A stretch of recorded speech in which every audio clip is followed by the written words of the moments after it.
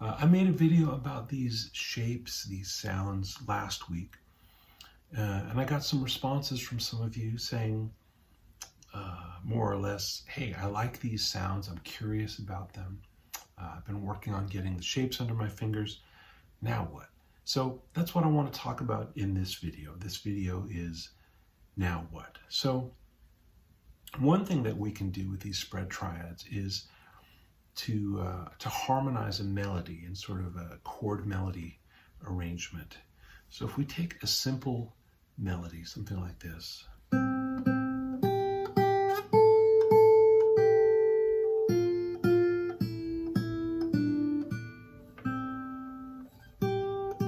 And so on, right? I don't have to play the whole thing. I think you know how it goes. You could use triads.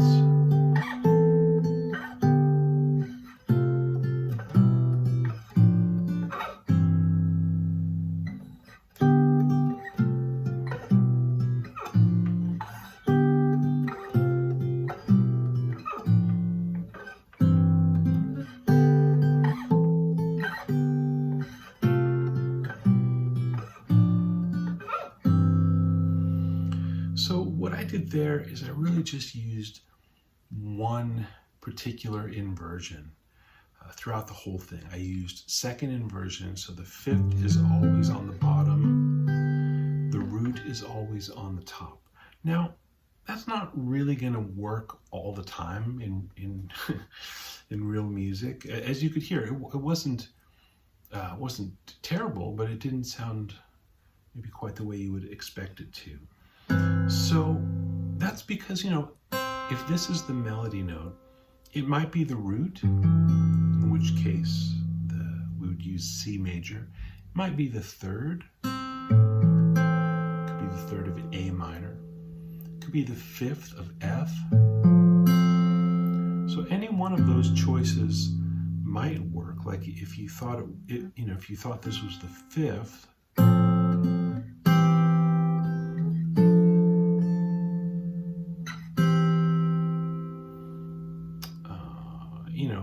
you could try that. You could do the whole thing as if it's the third.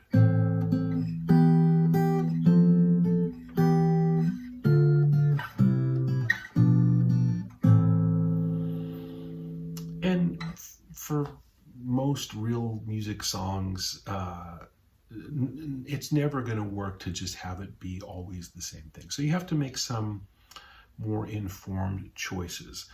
This first run through, I think of this as melody priority.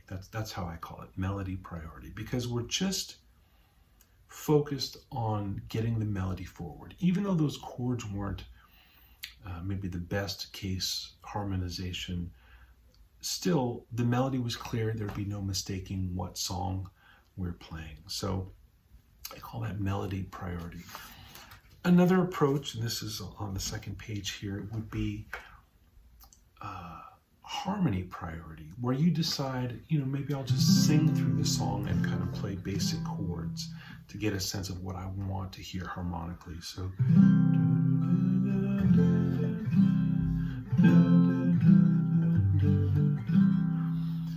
in Roman numerals, you could say 1, 1, 4, 1, 4, 1, 5, 1. And then the middle section would be 1, 1, 4, 1, 5, 1, 4, 1, 5, 1, 1, 4, 1, 4, 1, 5, 1. So if that's how you hear it, then you would make some different choices. So we'd start with the same chord that we had, 1. And now, but when the melody goes up to G, we still want it to be the 1 chord or the C chord, because we're in the key of C. C is the 1 chord. So now we're going to use a different inversion. So now when it goes to the 4 chord, that's great because that's easy to grab. A on top, it's an F chord. G on top, it's a C chord, first inversion with E in the bottom. So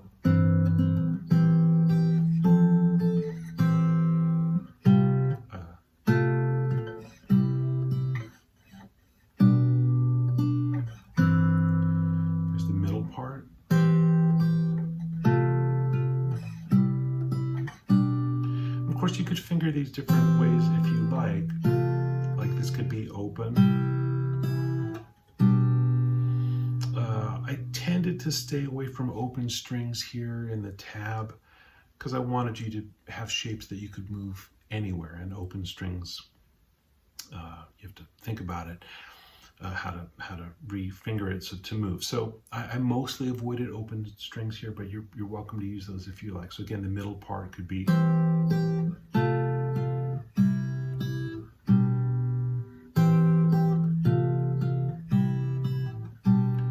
the last phrase.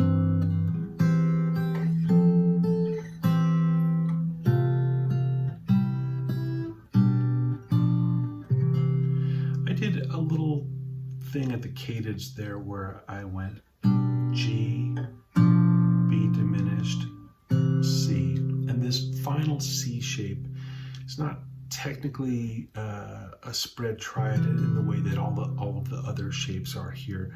I let go of the fifth and just went root, third, root.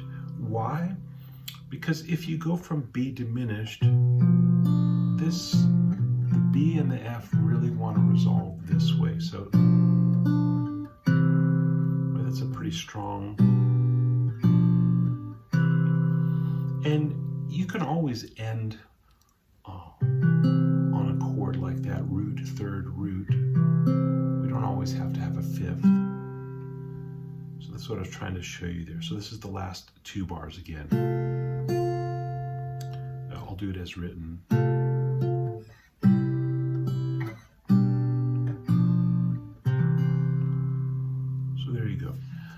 I want to talk about one final way that you can use open or spread triads, and this would be bass priority. So now we're really looking for the bass line to move smoothly. In the other examples, it jumped around a little bit because if we're just following,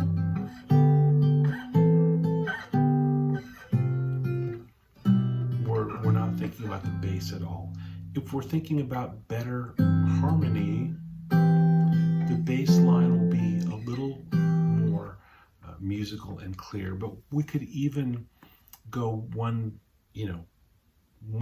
more in that direction. But now we're gonna not worry about the melody. We're gonna just play as if somebody is gonna sing the melody or play the melody, and we're not responsible for it. We're just responsible for a good smooth bass line, which means that it's probably going to move mostly by step.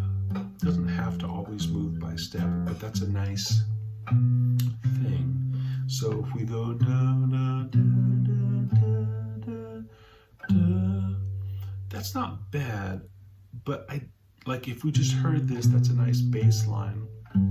But I didn't like the fact that the melody followed the bass in the same way. So da da da da da da da. What if we do that instead? So da da da da da da da, and then da da da da da da. That's nice. Repeat the A, B, C. It could be F, A, B, C. You won't know unless you sing the melody and play something underneath it if it's going to work. So da da da da da da da da da da da. So remember, when I say a smooth bass line or a strong bass line, it doesn't mean that the bass line is going to be necessarily some beautiful melody. It's easy to follow, it's clear. If we had three singers, we could teach them the three parts that we're going to wind up with in these triads, and whoever's singing the bass, the bottom note, is going to have a nice, something fairly easy to sing. So here's what I came up with. It sounds like this.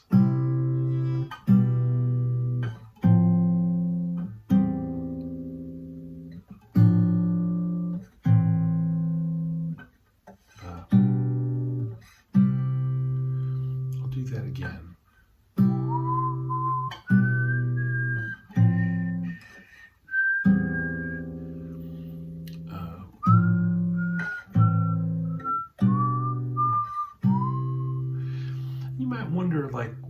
these specific chords above this particular bass line.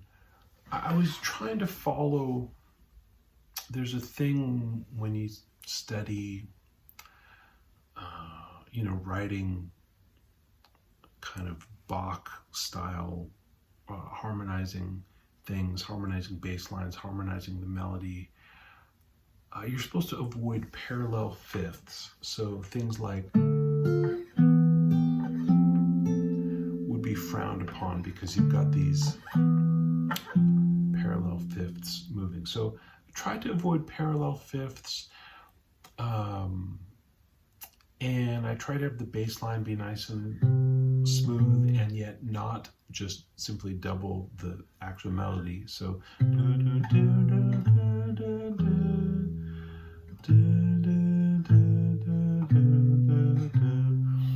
then in the middle section,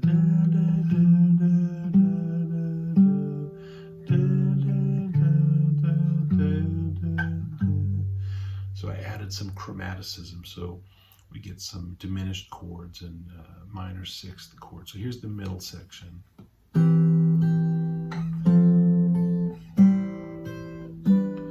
I'm playing it as if that's the melody, but I should just play it as it is on the page, which is half notes.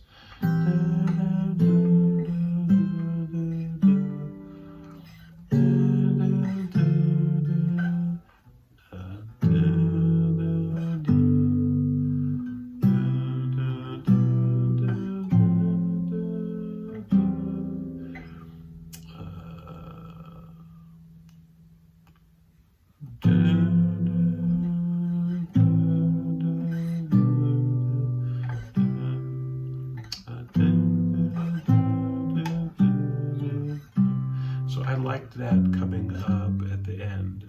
Sorry. So sing and play the bass line from the top.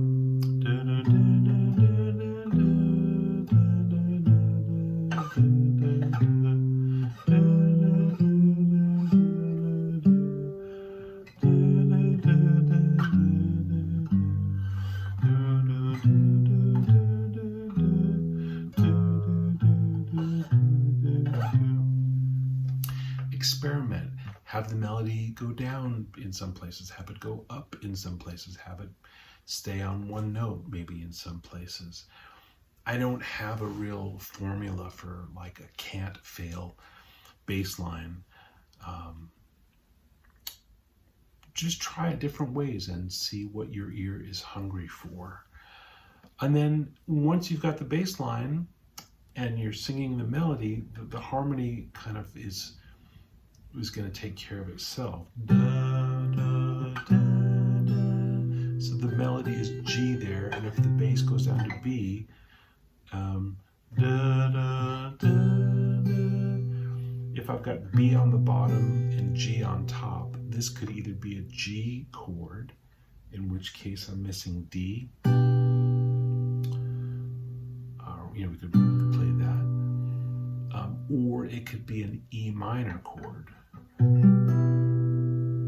Right? So if the two notes are B and G, so vocal melody, bass line, it's either going to be G or E minor. And you could try it both ways. So here's G. Da, da, da, da. And the reason that I didn't choose G is that I knew I wanted the next chord to be F. And if we do that, then you have this parallel fifth thing that I was trying to avoid. So E minor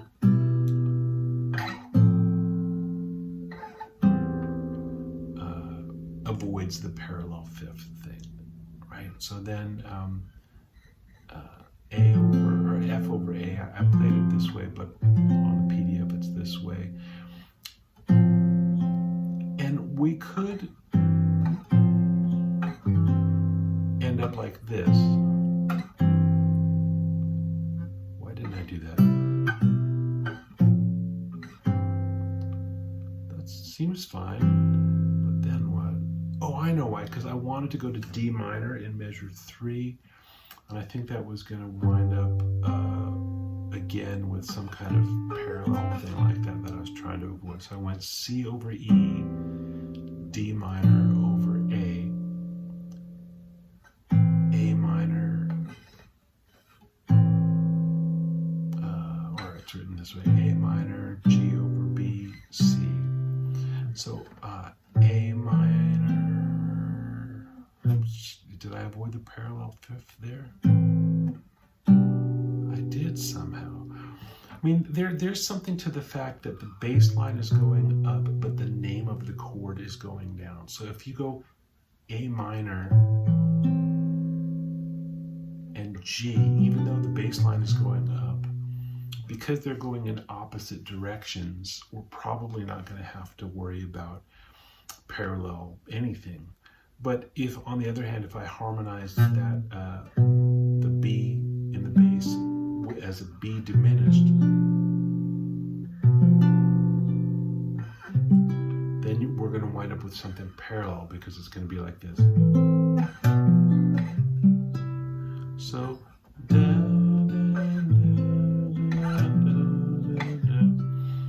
it's not the end of the world, parallel fifths. It's fine, but I was trying to avoid them because there's a certain sound that you get when you avoid them that I was going for. So here's the bridge.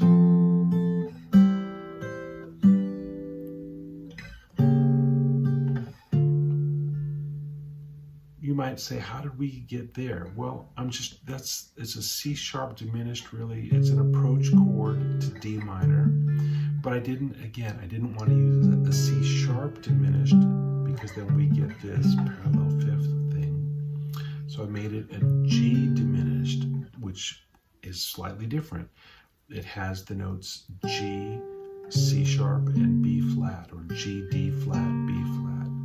C sharp diminished would have this G in it, which I was trying to avoid, so we don't do that. So, and it's nice because G goes down to F, B flat goes down to A, C sharp goes up to D. So it's not just some dogma about parallel fifths. It does lead you to some other solutions, which could be nice. So,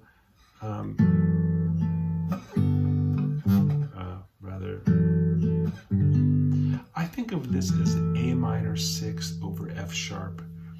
It's not purely a triad. We could have made it a F sharp diminished, but the melody there is E, so it's kind of hard to have an E melody over this E flat, which is what we would have if we made this F sharp diminished. Guess we could make it, we could have done that. So,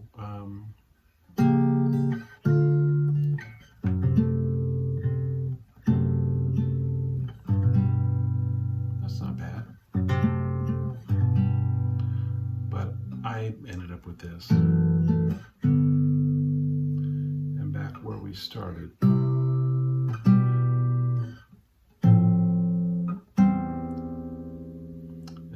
Slight variation here at the end.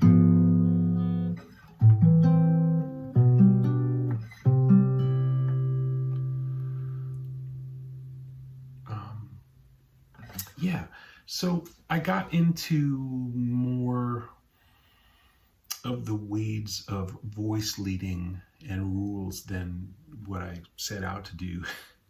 So hope you are following all that stuff. The main things that I want you to think about is, first of all, using these spread triads to harmonize a melody. It doesn't have to be a nursery rhyme like what I did. I just wanted to choose something that everybody would hopefully know. So it could be any kind of melody that you like. So use it to harmonize a melody and experiment with different inversions so that you're getting some variety. And it's not just this kind of lockstep thing, So harmonize the melody and prioritize the melody. Don't worry about perfect harmony. Just kind of make the melody work. And then try harmony priority, where you still keep the melody on top, but you're being more mindful of how you want to leverage the harmony. And then the third way through is to think about the bass as the priority, and let go of the melody. So you're going to sing it, or somebody's going to play it, or if you've got a looper, you can do it. And that's useful because if you were comping behind somebody, that's basically what you would be doing. When we're comping, actually, you could think about bass priority or melody priority, but you might not want to think of melody priority in terms of the actual melody of the song, because somebody's probably playing that already, but you could have another melody that stitches the chords together. The idea is, with that particular thing about, bass priority, melody priority, chords are melodies. They're multi-layered melodies. We forget that. We, as guitar players, often just think of chords as grips. This is what this chord feels like or looks like. This is what this looks like. But if you really are into the musical aspect and not just the guitar aspect, then you would notice that there's a melody going on whether you are intending it that way or not. And so most people's ears are either going to hear the top note of every chord you play. If I played that and asked somebody to sing it back, that most people, if they could sing that back, because that was a pretty silly example, would be focused on the melody, or they might hear the bass motion. They're not going to hear the middle note so much. So you can let either of those things guide you. And then the other dimension to it is making good harmonic choices. Someday when we all are fully realized musicians, we'll be able to do all of that all at once. We'll have great melody on top, great bass line below, and really cool harmonic choices, which is the result of whatever happens in the middle of all that. But for now, just pick one and go through a song, and then go through the next way of looking at it, and then the last way of looking at it. And that's what I would be doing with open triads or spread triads. You might also want to just listen to some music that uses these sounds. I hear it in the piano playing of Abdullah Ibrahim. If you check out a song of his called The Wedding by Abdullah Ibrahim, you can find it on Spotify or Tidal or wherever. You'll hear some of these kinds of sounds in some of Randy Newman's ballads.